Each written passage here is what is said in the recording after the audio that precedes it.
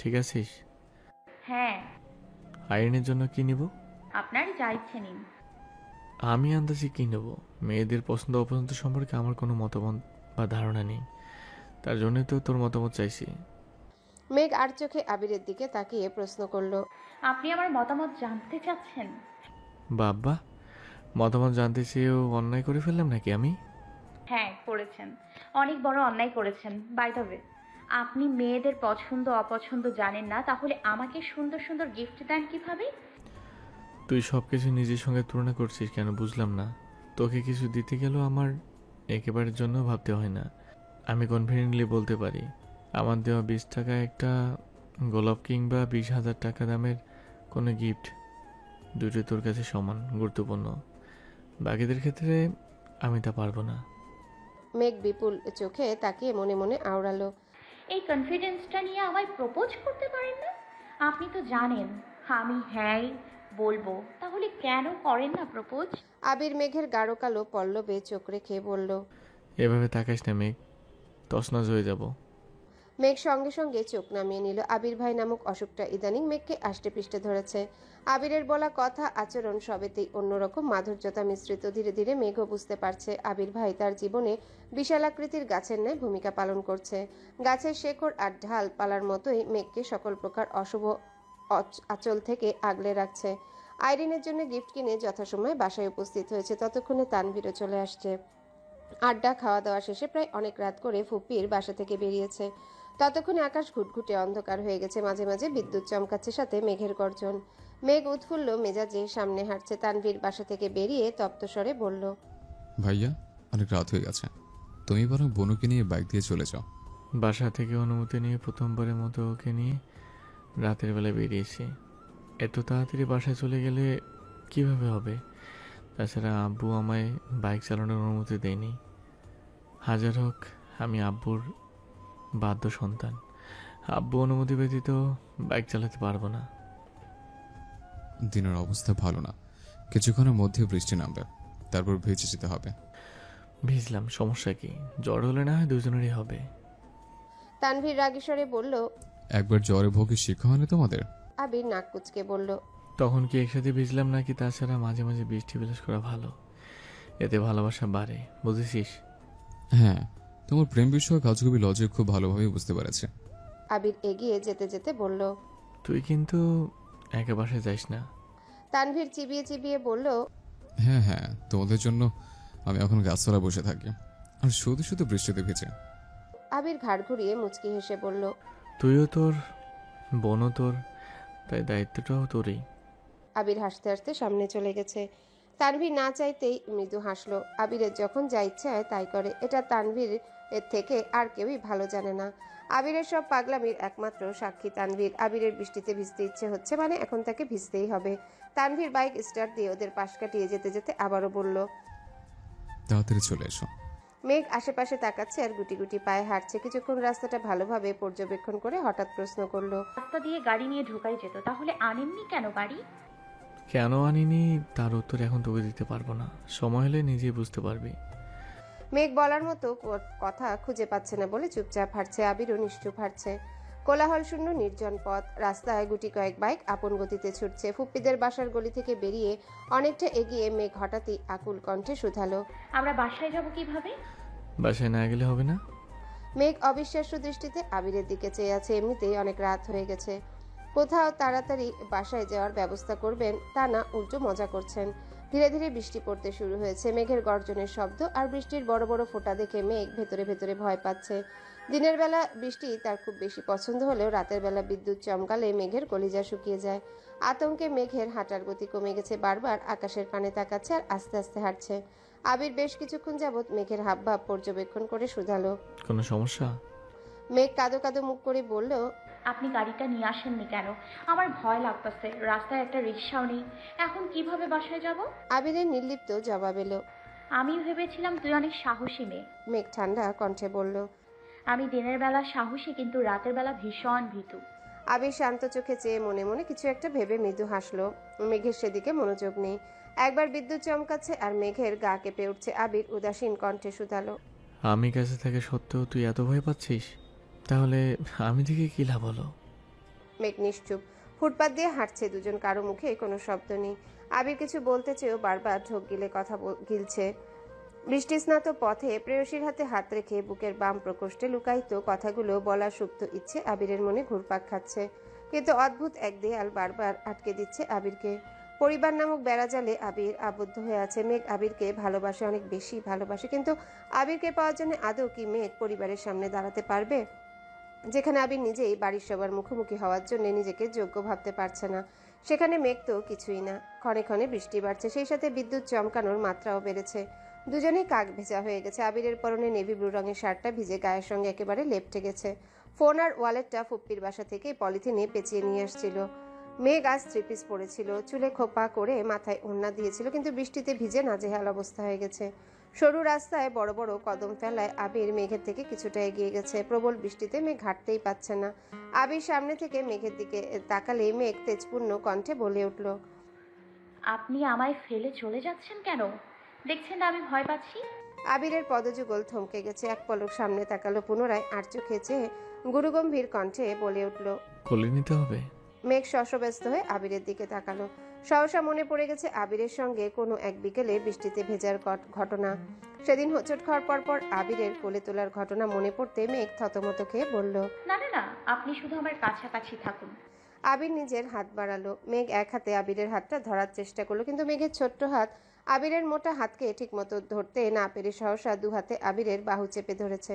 আবির চাপা স্বরে বলল, মুরগির কলেজে নিয়ে রাতে ঘুমাস কিভাবে তুই? মেঘ ঠোঁট উল্টিয়ে আবিরের দিকে তাকাতে আবারও বিদ্যুৎ চমকালো। মেঘ ভয়ে দুহাতে আবিরের বাহু আরো শক্ত করে ধরেছে। আবিরের নিজের অন্য হাত মেঘের হাতের উপর রেখে কোমল কণ্ঠে বলল, ভয় পাস না, আমি আসি তো। আবিরের স্পর্শ, সেই সঙ্গে মোলায়েম কণ্ঠে বলা ছোট্ট একটা কথাতে মেঘের মন থেকে ভয় ডর সব একেবারে চলে গেছে। দীর্ঘ নিঃশ্বাস ছেড়ে আকাশের পানে চেয়ে মুচকি হেসে বলল, আমার আবির ভাই আমার পাশে থাকলে আর কিচ্ছু চাই না। যদি আজ আমার মৃত্যুও হয়, তবে যেন আবির ভাইয়ের বুকে মাথা রেখে মরতে পারি। আস্তে আস্তে মেঘের ভয় অনেকটাই কেটে গেছে। আবিরের হাঁটার সাথে তাল মিলিয়ে মেঘও নিজের মতো হাঁটছে, তবে আবিরের হাত একবারের জন্য ছাড়ছে না। মেঘ আর আবির ফুপ্পিদের বিষয়ে টুকিটাকি কথা বলছে। এত বছর আবিরকে নিয়ে তেমন মাথা না ঘামালো, এখন আবিরের ব্যাপারে মেঘের খুব চিন্তা। মেঘ আচমকা প্রশ্ন করে বসলো, আবির ভাই, আপনি কি এখনো সিগারেট খান? আবির ভ্রু গুটিয়ে বলল, না, কেন? সত্যি করে বলুন, আপনি কবে থেকে সিগারেট খাওয়া শুরু করেছিলেন আর কবে শেষ করেছেন, নাকি এখনো খান? রোমান্টিক আবহাওয়ায় মেঘের এমন প্রশ্ন আবিরের কাটা গায়ে নুনের ছিটার মতো লাগছে। আবির কড়া গলায় বলল, এখন এসব প্রশ্ন করার সময়? মেঘ গাল ফুলিয়ে চোখ নামিয়ে ধীর কণ্ঠে বলল, তার মানে আপনি এখনো সিগারেট খান? আবির বিরক্ত হয়ে মেঘের দিকে তাকালো, পরপর এদিক সেদিক তাকিয়ে গম্ভীর কণ্ঠে বলল, আমি মিথ্যা কথা বলি না মেঘ। তারপরে যদি তোকে আমাকে বিশ্বাস করতে কষ্ট হয় তাহলে আমার কিছু বলার নেই। মেঘ হতবাক হয়ে গেছে। আবিরকে ইদানিং কিছু বললে ইচ্ছাত করে ওঠে, বিশেষ করে বিশ্বাস নিয়ে কথা বললে তো উপায়ই নেই। মেঘ মনোযোগ দিয়ে কতক্ষণ আবিরকে দেখে প্রশ্ন করলো, কি হয়েছে আপনার? এভাবে কথা বলছেন কেন? আবির জোর গলায় বলা শুরু করলো, আমি কখনো কারো বিশ্বাস ভঙ্গ করিনি। তোর তো নাই। সিগারেট আমার নেশা না। যখন কোনো বিষয় নিয়ে রেগে থাকি, দিশে বেশে পাই না, তখন একটু একটু সিগারেট খেতাম, এতটুকুই। তারপরে এত বছর হতে কোনো কয়েকটা সিগারেট খেয়েছি। এসব এখন অতীত। সিগারেট ছেড়েছি বহুদিন হলো, এখন ছুঁয়ও না পর্যন্ত। সেদিনের পর তুই কোনোদিন আমার হাতে সিগারেট দেখেছিস? রুমে পেয়েছিস? নাকি আমার গায়ে সিগারেটের গন্ধ পেয়েছিস? তবুও কেন এত অবিশ্বাস? তোর সন্দেহের তালিকায় কেন সবসময় আমার নামটা থাকে? এখনো এই মানুষটাকে একেবারেই বিশ্বাস করা যায় না। আবির একরা শতাশানি কথাগুলো বলেছে। শেষ প্রশ্নগুলো বলার সময় আবিরের গলা কাঁপছিল। অজানা ক্রোধে আবির আবারও দগদগে স্বরে বলল, তানবীরকে কল দিয়ে তোকে নিয়ে যেতে বলি। মেঘ আর্তনাদ করে উঠল, কেন? আর যাই হোক, আবির কখনো কাউকে জোর করে অন্তপক্ষে তাকে বিশ্বাস করতে তো নয়। আমার সত্যি সিগারেট নিয়ে আসা উচিত ছিল। মেঘ মায়াবী দৃষ্টিতে চেয়ে শীতল কণ্ঠে বলল, আপনি এভাবে কথা বলছেন কেন? আমি আপনাকে বিশ্বাস করি, অনেক বেশি বিশ্বাস করি, সত্যি বলছি। ভাইয়াকে কল দেবেন না প্লিজ, আমি আপনার সাথেই যাব। আবির উদাসীন কণ্ঠে বলল, যেখানে তুই আমাকে বিশ্বাস করতে পারিস না, সেখানে তোর বাবা মার চোখে তো আমি মস্ত বড় অপরাধী হয়ে যাব। তোর জ্বর হলে কেউ আমি ছেড়ে কথা বলবে না। আবির দুপা এগুতে মেঘ এক হাতে আবিরের আঙ্গুল ধরার চেষ্টা করে, কিন্তু আবির আঙ্গুল ছাড়িয়ে এগিয়ে যেতেই মেঘ তড়িঘড়ি করে আবিরের সামনে গিয়ে সরাসরি আবিরের শার্ট আঁকড়ে ধরে সাফাই দেওয়ার মতো করে আকুল কণ্ঠে বলে উঠল, আমি আর কোনো দিন আপনাকে এমন কথা বলবো না, আপনাকে কখনো অবিশ্বাস করব না। আপনি যা বলবেন, যে অবস্থাতেই বলবেন, আমি সাথে সাথে বিশ্বাস করে ফেলবো। প্লিজ আপনি রাগ করবেন না, প্লিজ, আমি কানে ধরছি। এতক্ষণ আবির শক্ত থাকলেও মেঘের শেষ বাক্যে আবির তৎক্ষণাৎ মেঘের হাত চেপে ধরল। মেঘের হাত তখনও আবিরের বুকেই ছিল, সবেমাত্র কানে ধরার জন্য হাত তুলতে যাচ্ছিল, তার আগে আবির আটকে দিয়েছে। আবিরের রাগ মুহূর্তেই দমে গেল, ভারী কণ্ঠে বলল, অতি সামান্য কারণে আবির কাউকে এত বড় শাস্তি দিবে না। মেঘ ফের বলে উঠল। আপনি রাগ করলে আমার খুব ভয় হয়। আবির অনুচিন্তন মনে শুধালো। কিসের ভয়? মেঘ বিড়বিড় করে বলল। আপনাকে হারানোর। ঝুম বৃষ্টিতে মেঘের বিড়বিড় করে বলা কথাটা আবির ঠিকমতো বুঝতে পারেনি। শিওর হতে আবির পুনরায় শুধালো। কি বললি? শরীর খারাপ লাগছে? মেঘ সহসা আবিরের থেকে দূরে সরে দাঁড়ালো। প্রিয় মানুষের সহচর্য পেলে মানুষ সব ভুলে যায়। মেঘের ক্ষেত্রেও তাই হয়েছে। ঘোরের মধ্যে কখন যে আবিরের বুকে মাথা রেখেছে সেটা খেয়ালই করেনি। আবির ডাকতেই মেঘের ঘোর কেটে গেছে। লজ্জায় মাথা নিচু করে সামনে এগিয়ে যাচ্ছে। আবির পিছু পিছু ডাকছে, কিন্তু মেঘ তাকাতেই পারছে না। আবির এগিয়ে গিয়ে মেঘের মাথার কিছুটা উপরে দুহাত রাখলো, যেন সরাসরি বৃষ্টির পানি মেঘের মাথায় না পড়ে। মেঘ চোখ তুলে তাকিয়ে দেখলো একবার, পুনরায় লজ্জায় চোখ নামিয়ে নিল। আবির ভাই মানুষটা কেমন জানি, এই রাগ করেন, এই আবার ভালোবাসার চাদরে মুড়িয়ে নেন। ওনার মন বুঝার সাধ্যি পৃথিবীর কারোরই নেই। কিছুটা এগুতে মেঘ চা খাওয়ার জন্য বায়না ধরেছে, অথচ আবির খুঁজছে মেডিকেল শপ।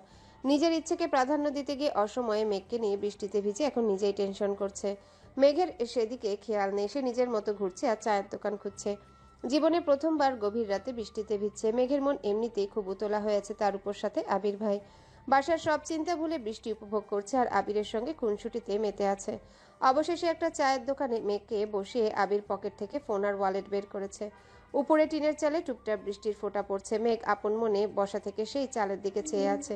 টিনের চালের মাতাল করা শব্দে মেঘের ভাবনারা ছন্নছাড়া হয়ে যাচ্ছে। মেঘ আবিরের দিকে তাকাতেই আবির বলে উঠল, বৃষ্টির শব্দটা ভালো লাগছে। হ্যাঁ, আগে বর্ষাকালে নানা বাড়ি গেলে এই শব্দটা শুনতাম, অনেক ভালো লাগতো। কত বছর পর আবার শুনছি। আবির প্রশ্ন করল। লাল চা খাবি নাকি দুধ চা? লাল চা খাবো। ঠিক আছে ম্যাম। আবির চলে গেল। হঠাৎই মেঘের কানে আবিরের কণ্ঠ বেজে উঠল। মামা আপনি বসুন, চা আমি বানাচ্ছি। মেঘ আটকে উঠে পিছনে ঘুরল। সত্যি সত্যি আবির চা বানাচ্ছে। মেঘ তৎক্ষণাৎ বসা থেকে উঠে দাঁড়ালো। ভেতরে থাকা হৃৎপিণ্ড ছুটছে দিক বিদিক। ঠোঁটে ফুটে উঠেছে প্রশান্তির হাসি। আকস্মিক মনে দুশ্চিন্তারও ভর করছে। নিজের অজান্তেই বলে উঠল, এত সুখ আমার কপালে সইবে তো? সঙ্গে সঙ্গে মেঘ নিজের মাথায় কাটটা মেরে বলল। কি সব বাজে কথা ভাবছিস? আবির 2 কাপ চা নিয়ে এগিয়ে আসলো। আদা লেবু দিয়ে 2 কাপ চা নিয়ে আসছে। আবিরকে দেখে মেঘ পুনরায় চেয়ারে বসলো। মেঘকে 1 কাপ চা দিয়ে আবির পাশের চেয়ারে বসে চায়ে চুমুক দিল। মেঘ 1 চুমুক চা খেয়ে মেঘ মুগ্ধ হয়ে আবিরের পানে চেয়ে জিজ্ঞাসা করলো, আপনি আর ঠিক কি কি পারেন একটু বলবেন? আবির নির্বিকার ভঙ্গিতে বলল, বলতে পারবো না, তবে প্র্যাকটিক্যালি সব পারবো। বাহ, বড় আব্বু আর বড় আম্মুর একমাত্র ভদ্র ছেলে। আপনি ছেলে হয়ে যা পারেন, আমি মেয়ে হয়েও তা পারি না। আবির উদ্গ্রীব হয়ে বলল, আমি কখনোই ভদ্র ছিলাম না। আমি 1 নাম্বার অসভ্য আর অভদ্র ছেলে একটা। তাছাড়া তোকে কাজ শিখতে বলছে কেউ? তোর যখন যা লাগবে শুধু অর্ডার করবি। মেঘ প্রশ্ন করল, আপনি অভদ্র ছেলে, এটা কে বলছে? তোর আব্বু? মেঘ হেসে বলল, আব্বুর চোখে দুনিয়ার সব ছেলেরাই অভদ্র। দেখবেন 2 দিন পর থেকে আদিকেও এভাবেই কথা শোনাবে। আবিরও মলিন হাসলো। নিষ্ঠুরের পৃথিবীতে সবার প্রিয় হয়ে ওঠা কারো পক্ষে সম্ভব না, তবে আবিরের প্রচেষ্টা শুধুমাত্র নিজেকে প্রমাণ করা। আবির অভদ্র নয়, তবে অসভ্য তো বটেই। মেঘকে কাছে পেলে আরো বেশি অসভ্য হয়ে যায়। এজন্য মেঘের দিকে ঠিকমতো তাকাচ্ছে না। আবির ফোন চেক করতে দেখলো মোট 17টা কল আসছে। বাসা থেকে 8টা কল আসছে। তানভীরও 4-5 বার কল দিয়েছে। ফুপ্পি রাকিবও কয়েকবার কল দিয়েছে। এখন ফোন দিলে যে যার মতো কথা শোনাবে, তারপর আবার মন খারাপ হবে সেই ভেবে কাউকে কল ব্যাক করেনি। রাস্তায় একটা মেডিকেল শপ থেকে মেঘকে ওষুধ কিনে খাইয়েছে যাতে জ্বর না আসে। আবির আশেপাশে রিক্সা খুঁজছে। বাসার মানুষের থেকেও বেশি টেনশন হচ্ছে মেঘকে নিয়ে, কারণ মেঘকে সামাল দেওয়ার মতো মানসিক অবস্থা আবিরের নেই। বৃষ্টির পানিতে চিকচিক করা মেঘের দুগাল, গোলাপের ভেজা পাপড়ির মতো লাল টকটকে দুই ঠোঁট, তাকানো মাত্রই আবিরের বুকে কম্পন অনুভব করে সঙ্গে সঙ্গে চোখ সরিয়ে নেয়। কিন্তু মেঘ নিজের মতো করে কথা বলছে, হুটহাট আজগুবি প্রশ্ন করতে শুরু করে, যে প্রশ্নের উত্তর দেওয়ার মতো পরিস্থিতি আবিরের নেই। তাই মেঘকে নিয়ে তাড়াতাড়ি বাসায় ফিরতে চাচ্ছে। একটা ফুলের দোকান দেখে মেঘ বলে উঠল, আবির ভাই, আমাকে একটা গোলাপ ফুল কিনে দেবেন? না, কেন? গোলাপ ব্যতীত অন্য কোনো ফুল নেই। লাল গোলাপগুলো খুব সুন্দর লাগছে, একটা নেই? বললাম তো না। মেঘ মন খারাপ করে দুটো বেলি ফুলের মালা নিয়েছে। আবির টাকা দিয়ে বেরিয়ে এসে বলল, দে, পরিয়ে দে। প্রয়োজন নেই।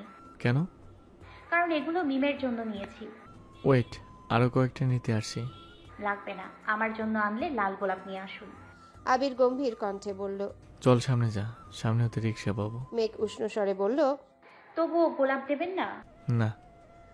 মেঘ রাগে ফুঁসতে ফুঁসতে চলে যাচ্ছে। বৃষ্টি কমে এসেছে, তবে গাছ থেকে এখনো টুপটুপ করে পানি পড়ছে। আবির মেঘের গমন পথে চেয়ে ভারী কণ্ঠে বলল, যেই ফুল তোকে অন্য কোনো ছেলে দিতে চেয়েছিল, সেই ফুল আমার চোখের বিষের মতো। আবি সেই ফুল ছুবে না। এদিকে তানভীর বাসার কাছে গাছের নিচে বাইকে বসে আছে আর ওদের জন্য অপেক্ষা করছে। বৃষ্টি কমাতে আবিরকে কয়েকবার কল পর্যন্ত দিয়েছে, কিন্তু আবির ফোনই ধরছে না। হঠাৎ বন্যার কথা ভেবে কল দিল বন্যার নাম্বারে। অনেকদিন পর বন্যার ফোনে কল ঢুকছে। প্রথমবার রিসিভ হলো না, দ্বিতীয়বার রিসিভ করার সঙ্গে সঙ্গে বন্যা প্রশ্ন করলো। হ্যালো, কে? তানভীর কপাল গুটিয়ে বলল। বাহ, এত অপরিচিত হয়ে গেলাম। বন্যা তৎক্ষণাৎ বলে উঠল, আসসালামু আলাইকুম। ওয়ালাইকুম আসসালাম। সরি তানভীর ভাই, নতুন ফোন, তাই নাম্বারটা সেভ করা ছিল না। ও আচ্ছা, ফোন কবে কিনলা? আজকেই কিনেছি। আপনি কি বাইরে? হ্যাঁ, কেন? না মানে বৃষ্টি বাতাস এইসবের শব্দ হচ্ছে মনে হয়। ও আচ্ছা, গাছতলা বসে আছে তাই এমন শব্দ হচ্ছে। গাছতলায় কেন? এমনিতে একটু কাজ ছিল। রাতে খেয়েছো? জি, আপনি? হ্যাঁ, ফুপিদের বাসায় খেয়ে আসলাম। পুপিরা কেমন আছেন? আলহামদুলিল্লাহ, ভালো। আচ্ছা, ভালো থাকুন, রাখি এখন। কেন? ঘুমাবো। আচ্ছা, ঘুমাও। তানভীরের কথা শেষ হওয়া মাত্রই আবির আর মেঘ আসছে। যথারীতি তিনজনেই কাক ভেজা হয়ে বাসায় ফিরেছে। রাত 11টার উপর বেজে গেছে, অথচ তিন ভাই সোফায় বসে আছে। কাঠগড়ায় মেঘ, আবির আর তানভীর। মেঘ হাঁচি দিতে আবির মাথা নিচু করে কপাল গুটিয়ে চোখ বন্ধ করে দাঁত চেপে ধরেছে। আজ একটা ঘূর্ণিঝড় হতে চলেছে, যার সূচনা মেঘের একটা হাঁচি করে দিল। আবির মাথা নিচু করে মেঘকে আস্তে করে বলল। রুমে যা। মেঘ কোনো দিকে না তাকিয়ে ভেজা জামা নিয়ে নিজের রুমের দিকে ছুটছে। ড্রয়িং রুম, সিঁড়ি সব ভিজে গেছে। আলী আহমদ খান মেঘের দিকে একবার তাকিয়ে পুনরায় আবিরদের দেখলো। গম্ভীর কণ্ঠে প্রশ্ন করলো, তোদের এ অবস্থা কেন? আবির সাফাই দেয়া স্বরে বলল, আপনিই বলেছিলেন বাইক যেন না চালাই, আর রাস্তায় রিক্সা পাইনি। গাড়ি নাওনি কেন? ফুপিদের বাসা পর্যন্ত গাড়ি ঢুকবে কিনা শিওর ছিলাম না। বাসা পর্যন্ত না যাক, রাস্তা পর্যন্ত তো যেত। রাস্তায় রাখবো? তারপর কোনো অ্যাক্সিডেন্ট হলে, চুরি হলে গাড়ি দেখে নেবে? আমি? আলী আহমদ খান ভারী কণ্ঠে বললেন, তুমি না নিলে তোমার বাপ না হয় দায় নিত। যত যাই হোক, গাড়িটা তো তোমার বাপেরই।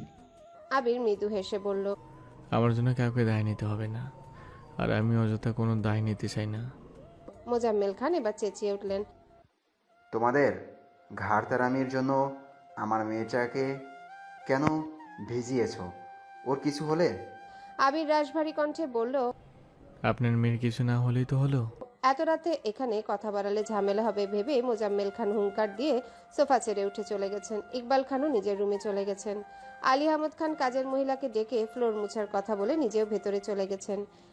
আবির ভেতরে ভেতরে ফুঁসছে। রুমে গিয়ে রাগে বিছানার উপর ফোন ছুঁড়ে ফেলে সোজা ওয়াশরুমে চলে গেছে। আবিরের রাগের একমাত্র কারণ সে নিজেই। আবির সাওয়ার নিয়ে আবার রান্নাঘরে এসে মেঘের জন্য স্যুপ আর কফি করে নিয়ে গেছে। মেঘকে ডাকতেই মেঘ দরজা খুলে স্বাভাবিক কণ্ঠে বলল, ভেতরে আসুন। আবির গুরুতর কণ্ঠে বলল, না থাক, কখন আবার চেয়েছি আব্বুকে ডাক। মেঘ আহাম্মকের মতো তাকিয়ে থেকে খাবারগুলো নিল। আবির সঙ্গে সঙ্গে চলে গেছে। তানভীর ফ্রেশ হয়ে আবিরের রুমে আসছে, মূলত মিনহাজদের ব্যাপারে কথা বলতে এসেছে। আবিরের অ্যাক্সিডেন্টের পর থেকে মেঘের মতো আবিরও ওদের ব্যাপারে মাথা ঘামায় না। তানভীরকে প্রথম এক দুবার জিজ্ঞেস করলো, এরপর থেকে একবারের জন্য তাদের কথা জিজ্ঞাসা করেনি। তানভীর আজ নিজ থেকেই কথা বলতে আসছে। আজ শুক্রবার, ফুপির বাসাতে আজকে সবার দাওয়াত।